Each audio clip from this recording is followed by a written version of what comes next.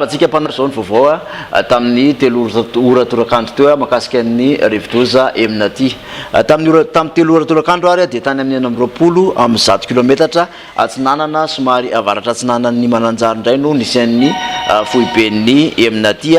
Ndrivotra miaraka aminy aloha dia mbola 70 amin'ny 100 kilometatra isan'ora hatrany ary ny tafiotra 570 amin'ny 100 kilometatra isan'ora. Tsisy fiovana kosa ny fizotrany fa dia mizotra mianatsimo andrefana hatrany ary mahafaka 20 kilometatra isan'ora. Zay zany no ikisany raha ny tombatombana kosa rehefa natambatra ny atotakevitra maromaro dia vinavinaina hiditra tanety zany izy eo amin'ny fisasahan'ny distriktan'ny Mananjary sy Manakara ho an'ny anio alina any amin'ny manodididina ny amin'ny 7 ora alina any ho any. Amin'izay fotoana izay dia mbola tombanana 70 amin'ny 100 kilometatra isan'ora moa ny rivotra miaraka aminy. Tsisy fiovana araka zany ny filazana mahakasika ny loza mitatao miloko mena hatrany aloha zany Vatovavy, Fitovinany, Tsimatsinanana, Mangoro, Brikavelona, Vatomandry, Mahanoro, Antanambao Manampotsy ary Marolambo.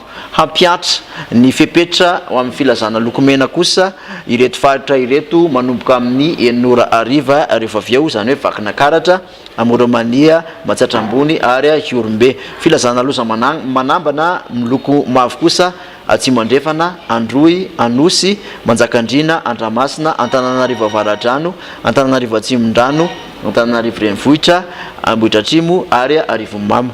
Filazana fanairana miloko maitso kosa raha ho an'ny Bongolava, Menabe, Anjozorobe, Ankazobe, Soavinandrina ary Miaronarivo. Zay ndray ary ny vaovao azo natolotra ho antsika mampanantena vaovao antsika indray any amin'ny 7 ora ariva any ho any. Veloma tompoko.